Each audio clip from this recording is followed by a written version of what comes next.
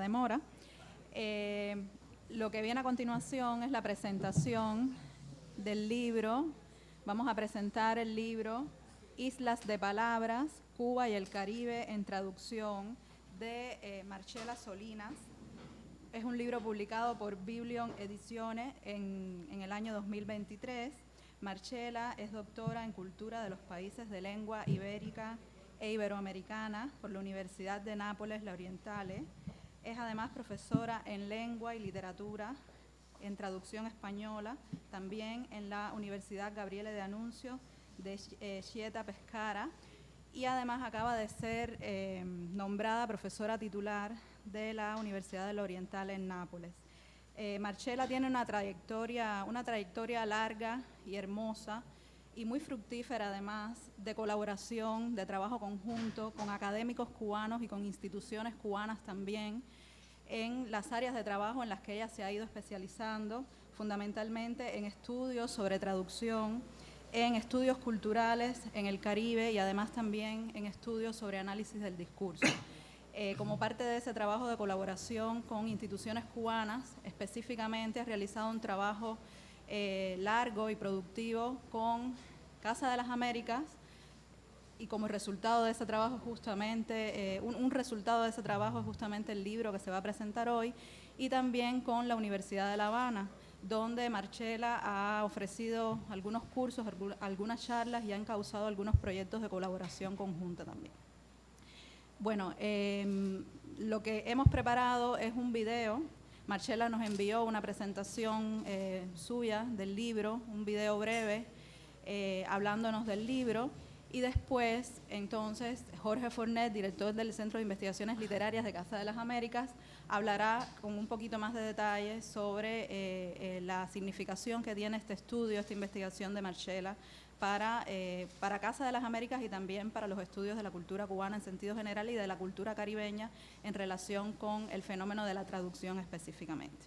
Al final de la presentación hay unos códigos QR impresos que están en la mesa al final de la sala para que se puedan escanear y descargar no el libro completo, pero sí varios capítulos significativos, incluyendo bueno, el prólogo y los capítulos más importantes dedicados al trabajo de casa y a los estudios específicos que realiza Marcela. Buenos días a todas y todos. Es para mí una verdadera alegría y un honor participar, aunque sea desde la distancia, en este 10º coloquio internacional La diversidad cultural en el Caribe, dedicado al importante tema Archivos y Memorias, Descolonización en el Caribe, y hacerlo además en un lugar tan simbólico como Casa de las Américas.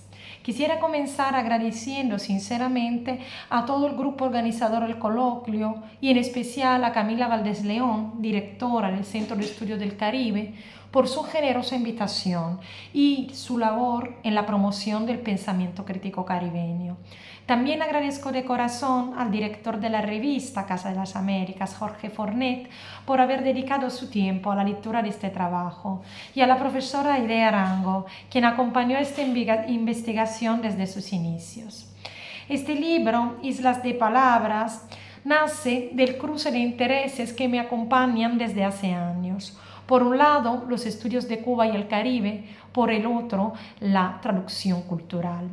Aquí les enseño la portada, una hermosa acuarela del artista cubano Luis Enrique Camejo, donde se refleja como en un juego de espejo el barrio chino de La Habana, y que me parece una metáfora también, digamos, muy interesante del concepto de traducción y que me regaló para esa publicación. La pregunta inicial que inspiró este trabajo fue: ¿puede ser útil analizar el Caribe a través del prisma de la traducción? ¿Puede ser eficaz usar la traducción como categoría teórica, pero también práctica, para estudiar y entender mejor la región? La mayoría de los estudios sobre el Caribe se han centrado en categorías fundamentales y claves como la insularidad, la diáspora, la economía de la plantación, el carnaval, la herencia africana, la heterogeneidad lingüística, entre otras. Sin embargo, todavía, como diría Borges, queda un territorio apenas explorado el valor consustancial de la traducción. Más que pasar un texto de una lengua a otra, traducir, como todos sabemos, es transponer sistemas culturales y literarios distintos, asumiendo la conciencia de esa mediación. Es una operación cultural, política y transformadora. La única posibilidad de supervivencia de un texto, decía Walter Benjamin, y es gracias a la traducción que se activa esa relación glissaniana capaz de enriquecer el patrimonio cultural de cualquier país. La traducción funciona, por lo tanto, como un índice privilegiado de representación, de diálogo con otra cultura. Y en el Caribe, territorio caracterizado por la transculturación y la diversidad, contribuye a la formación de una comunidad imaginada caribeña, capaz de trascender fronteras nacionales y lingüísticas. Analizar entonces qué se traduce en un determinado periodo histórico, cómo se traduce, cómo se representa y desde qué lenguas nos da muchísimas informaciones sobre el humor cultural e ideológico de una época y nos permite pensar la traducción como una forma de archivo, no un archivo neutro, sino un dispositivo activo que selecciona, transmite, transforma y también a veces olvida. Como decía Édouard Glissant, la traducción es una práctica de la huella, es el arte de acercarse, de rozarse, de tocarse. Y como todo archivo, la traducción puede ser herramienta de control, y así fue durante siglos, pero también es una estrategia de memoria, es restitución de voces silenciadas, forma de resistencia crítica y descolonizadora.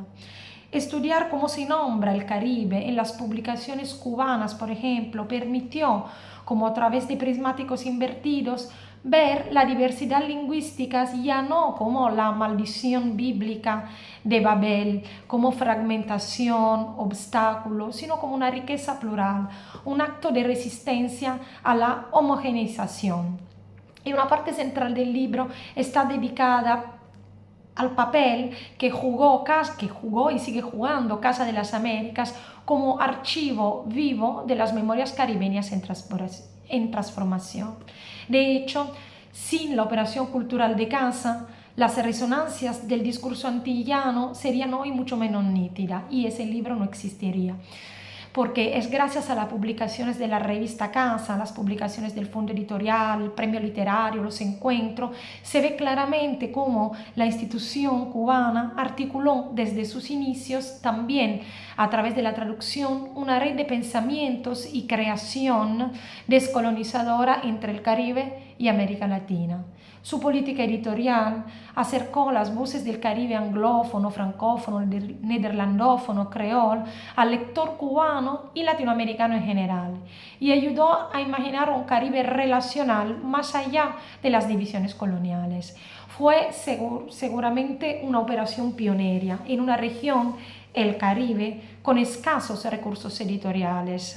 Cuba actuó como punto de referencia. La Casa no solo tradujo libro, creó y sigue creando comunidad, imaginando un Caribe posible. La estructura del texto responde a un recorrido en espiral. Primero se habla de una región, el Caribe, luego una isla, Cuba, y sucesivamente una institución, Casa de las Américas, para finalmente llegar al análisis de un texto, en particular el clásico de Jean Rhys, El vasto mar de los sargazos, en sus traducciones al español y al italiano. Para abordar este objeto de estudio, que es fragmentado y móvil, se ha adoptado un enfoque transdisciplinario que no ha querido dejar de lado también una dimensión más empírica. Y por lo tanto, en la parte final del trabajo hay algunas breves entrevistas a importantes traductoras y traductores cubanos y un catálogo de todos los artículos sobre el Caribe que se han publicado en la revista desde 1960 hasta 2020. Nada, mi deseo es que este libro pueda ser una pequeñísima, mínima contribución a ese archivo común que entre todas y todas seguimos construyendo. Un archivo que no fija, sino que mueve, que no encierra, sino que conecta, que se construye como la traducción desde el gesto hospital, como decía Paul Ricoeur, de acercarse al otro. Un gesto que no es transparente, sino cargado de memoria, resistencias y posibilidades. Muchísimas gracias, que disfruten el coloquio y, sobre todo, hasta pronto. Bueno, buenas tardes. Perdón. Buenas tardes. Gracias a Aide, gracias a Marcela Solinas por darnos la posibilidad de presentar el libro y regalarnos esa intervención. Cuando hablaba con Camila de la posibilidad, aceptaba estar en esta mesa, hablaba de simplemente, haría algunos comentarios que ya casi que sobran una vez que Marcela habló, pero bueno, al menos traemos el libro para que lo vean al derecho, porque ahí se veía al revés, así que esa parte será ganancia. Y me interesaba sobre todo comentar efectivamente el capítulo en el que ella más se detiene, que es el que tiene que ver más directamente con lo que ella llama este archivo vivo, que es la Casa de las Américas. Marcela parte, yo creo que de la evidencia de que Cuba ha sido el gran, ella dice mecenas, no sé si sea la palabra adecuada, pero ha sido el gran sitio que por cantidad y por calidad de traducciones es el eje de la irradiación del Caribe hacia la América Latina, también se podría decir hacia el mundo de habla hispana. Ya se remonta, no muchos años atrás, pero el caso de la traducción que Lidia Cabrera hizo en el año 42 del cuaderno Un retorno al país natal de Mesecer, que como saben fue la primera traducción de ese extraordinario poema. Y ella no menciona porque no tiene que ver exactamente con la traducción, sino con la no traducción, que eso era en sí mismo ya un desafío. Nos parece hoy tal vez natural y que el libro apareciera y que saliera con aquellas ilustraciones de Wilfredo Lam, y bueno, el Caribe es obvio, las razones por las que se hizo, pero no era tan obvio. Yo recuerdo que hay un momento de los cubanos en la poesía que una persona brillante como Cintio Vitier hace saber sus reparos sobre el poema de Virgilio Piñera, La isla en peso. Que Virgilio Piñera, por cierto, también tiene parte en esta historia porque fue traductor de algunos de los textos del Caribe francófono. Y uno de los reparos que tenía Cintio Vitier de cuaderno Un retorno al país natal, de La isla en peso, es que se parecía, dice, debía demasiado al poema de Césaire, y nos hacía aparecer a nosotros, a los cubanos, dice, como una atroz, es terrible el adjetivo que usa Cintio, una atroz Antilla cualquiera. O sea, nos está rebando como si nosotros fuéramos unos martiniqueños. Entonces, es tremendo. Lo traigo a colación porque da una idea de lo que implicaba efectivamente estar traduciendo y estar releyendo, traduciendo por Lidia Cabrera, estar releyéndolo, traduciéndolo de otra manera, Virgilio Piñera a su circunstancia en su propio poema. Pero que eso era un desafío. O sea, hoy se nos hace más claro que aquello era un desafío. En el caso de Marcela avanza, habla por supuesto de las relaciones de Guillén con Jacques Roumain, que luego sería Guillén el traductor y prologuista de la edición cubana de Gobernadores del Rocío, de la presencia del Caribe, cómo va entrando a partir, sobre todo en los años 60, a partir de la Revolución, cómo el Caribe va penetrando en las instituciones cubanas, cómo gracias, dice ella, Graciela Pavolotti, entra al plan de estudios en el año 68 en la Escuela de Letras por primera vez en Cuba. El pedagógico Enrique José Barona le incluye la historia del Caribe en su programa. El MINET, el Ministerio de Educación, lo incluye también tanto en la enseñanza secundaria como en la preuniversitaria. Habla de un evento que yo conocía, los caribeñistas sí deben estar al tanto, del que yo no tenía ni idea, que se celebró en el año 68 en la Universidad Central de las Villas sobre el Caribe, en el que estuvieron George Lamin y Henri Van Gogh, ambos estuvieron ahí. Yo no sabía que eso había ocurrido. Y así, la presencia en editoriales, en montones de editoriales, en montones de revistas, desde el Lunes de Revolución, como fue apareciendo en la Gaceta de Cuba, en Unión, en Bohemia, en editoriales Arte y Literatura, Pueblo de Educación, y por supuesto hasta llegar ella al centro, por antonomasia. Ella le dice en un momento, el centro de esa periferia sin centro que es el Caribe, que es a la Casa de las Américas, que muy pronto, ya desde el año, en la revista Casa, desde el número 2, ella va peinando la presencia del Caribe en la revista. Desde el número 2 ya hay que se cumplen ahora, por cierto, 65 años de la aparición del primer número y del segundo dentro de poco, un par de meses. Ya está la presencia del Caribe, dice primero Puerto Rico, pero ya hay un texto de René de Pestre que fue una presencia muy importante, ustedes saben, en Cuba, en la Casa de las Américas y en la revista, y es con él que entra ya el Haití como tema a la revista Casa. Y a partir de ahí empieza una avalancha, por decirlo de un modo un poco hiperbólico, de caribeña en la Casa. Hay como tres, digamos, plataformas claves que son la revista Casa de las Américas, que ya mencioné, el premio literario de la Casa, mucho antes de que apareciera, que será un momento clave en los 70, ya orgánicamente la literatura caribeña, había aparecido, por supuesto, el Caribe como tema en muchos de los libros premiados y mencionados, y el otro es la editorial de la Casa. Debo decirles, bueno, ella menciona ese libro, ese clásico de la literatura haitiana, que es Así habló el tío, el del libro de Jean-Pierre Mars, que creo que es el 68, 69, no recuerdo la edición cubana, o por ahí, la segunda mitad de los 60. Tengo entendido que es la primera traducción al español. Y debo decirles que hace poco estaba yo revisando el catálogo o algunas cosas de Biblioteca Ayacucho, esa extraordinaria colección en la que todos hemos tenido que abrevar la colección venezolana, porque cumplía el año pasado 50 años. Y es interesante cómo va apareciendo también el Caribe en Biblioteca Ayacucho y cómo va un poco a la saga de lo que está ocurriendo en la Casa.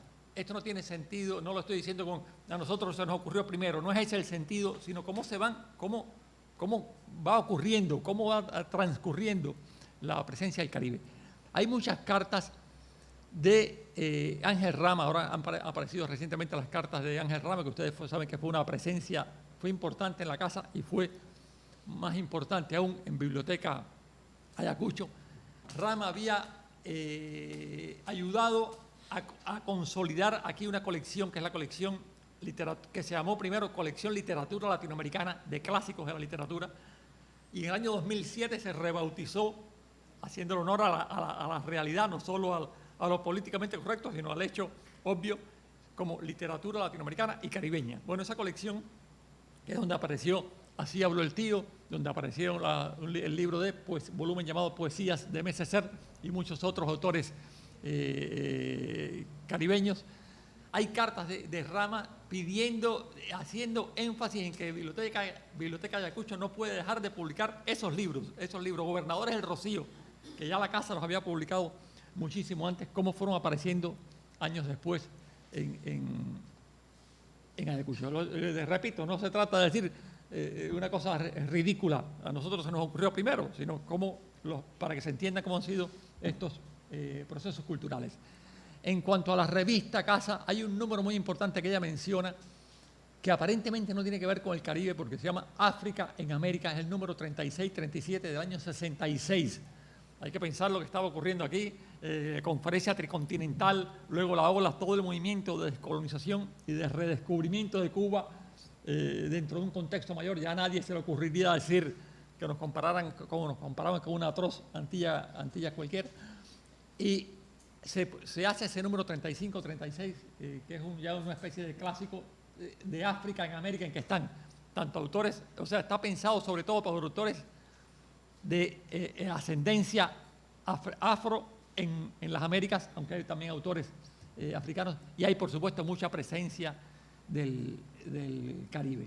Hay desde que Retamar comienza a trabajar en la revista en el año 65, en el primer número ya hay un texto suyo sobre Fanon y América Latina se llama, a propósito de la publicación cubana de Los Condenados a la Tierra, pero que desborda con mucho el tema del libro propiamente dicho, para hacer la discusión sobre la descolonización en ese momento. Bueno, van apareciendo estos temas, van viniendo a Cuba, a la Casa de las Américas, autores caribeños, de una u otra manera su obra aparece. En el 72 es un hecho interesante, porque yo siempre, como nuestro centro de estudios del Caribe y la fuerza mayor del Caribe entre nosotros, es a partir de los años 70 donde se institucionaliza, donde se crea el centro, donde se crea Anales del Caribe, donde se convoca premios de literatura caribeña en inglés, en francés, en sus respectivos creoles, siempre pensé, bueno, es obvio, porque en el 72 Cuba restablece relaciones diplomáticas con Jamaica, o establece relaciones diplomáticas con Jamaica, Barbados, Guyana y Trinidad y Tobago. Entonces, bueno, es obvio que en ese nuevo panorama político tuvieran mayor repercusión. Pero todos estos antecedentes, de los cuales Marcela señala varios, nos llevan a pensar lo obvio que fue las relaciones diplomáticas no hicieron más que acelerar lo que venía dándose desde mucho antes. Y cada uno, me doy cuenta, viendo hasta los programas que han creado la Casa en los últimos años, cada momento de estos de institucionalización de temas, de áreas geográficas, viene precedido de una larga presencia más, digámoslo así, extraoficial. En el año 76 se convoca el primer premio de literatura caribeña en inglés. Yo creo que me parece recordar que al principio era en las lenguas metropolitanas y no en las lenguas creoles. Y voy a hacer una confesión que espero que no salga de aquí, porque una vez me tocó padecer, no quiero pasar la vergüenza 2 veces, ya la pasé aquella vez, no quiero pasarla ahora. Hubo un momento en que empezaron a convocar los premios en inglés, en francés y en creol, y hubo una obra particularmente difícil de traducir y no lográbamos traducirla, no se lograba encontrar un traductor. De hecho, tiempo después, con otro libro, estoy haciendo un pequeño desvío, una traducción de un autor ganador del premio, Georges Maubois, de Martinica, si mal no recuerdo, de Martinica, sí, ganó con una obra teatral llamada Obando, o con un libro que tenía varias obras, incluida Obando. Una de esas obras estaba en creol, y llamamos a una persona, un estudioso haitiano, y dice, no, pero ese creol es de Martinica, yo no lo manejo. Hablen con fulana. A fulana, una martiniqueña, y dice, no, sí, yo soy martiniqueña y por supuesto hablo creol, pero no por escrito, o sea, mi lengua de cultura, digamos, la lengua de educación es el francés, el creol es la lengua de la casa, entonces no sabría tampoco, hasta que finalmente encontramos lo tradujo, el libro del propio Georges Maubois, que era martiniqueño mexicano. Pero antes de eso había habido un problema serio para traducir otro libro, y la solución que encontró la Casa de las Américas fue, mira, no convoquemos en creol porque crea un conflicto, o sea, parece muy bien, pero en la práctica es una dificultad. Y eso lo hizo, si ustedes van a las bases del premio Casa de las Américas, verán que un año no se convocó en creol.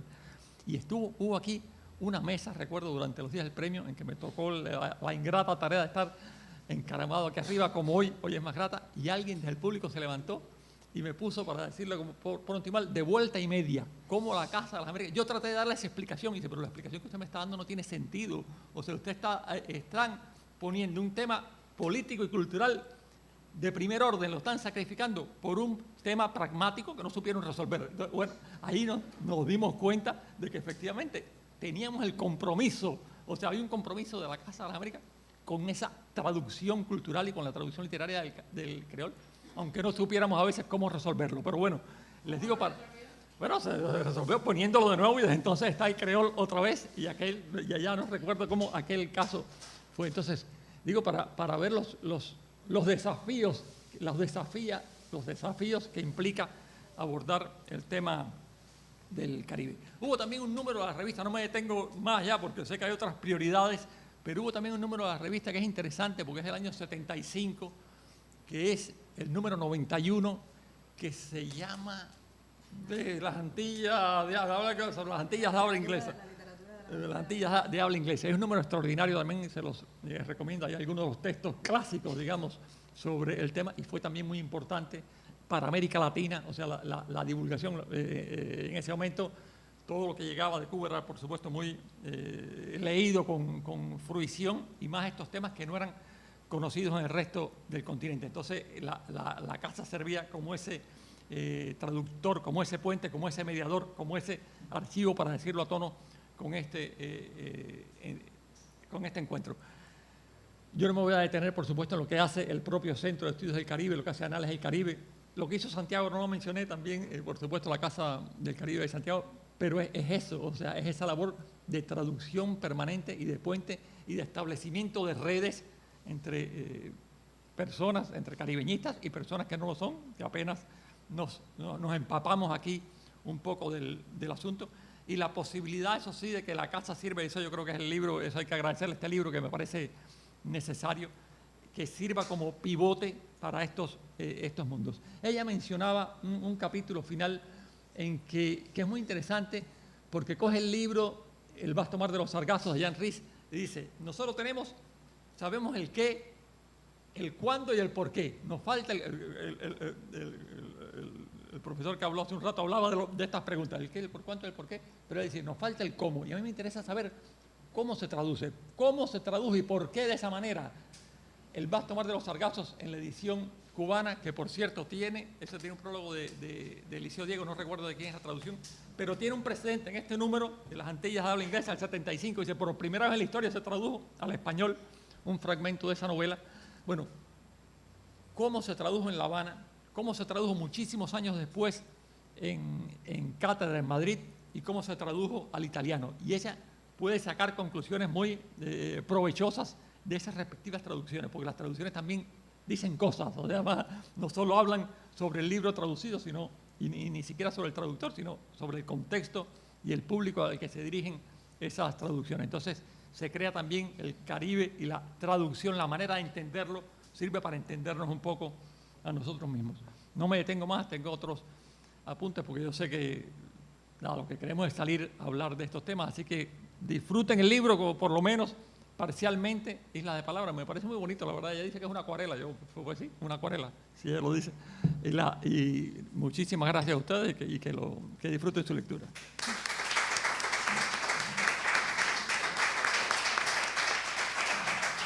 Bueno, gracias a todos. Este es el único ejemplar impreso que tenemos del libro como muestra, pero recuerden que está el código QR al final de la sala y que los que lo quieran tener de manera digital lo pueden escanear para obtenerlo. Y bueno, damos así concluida la sesión de la mañana y del día de hoy.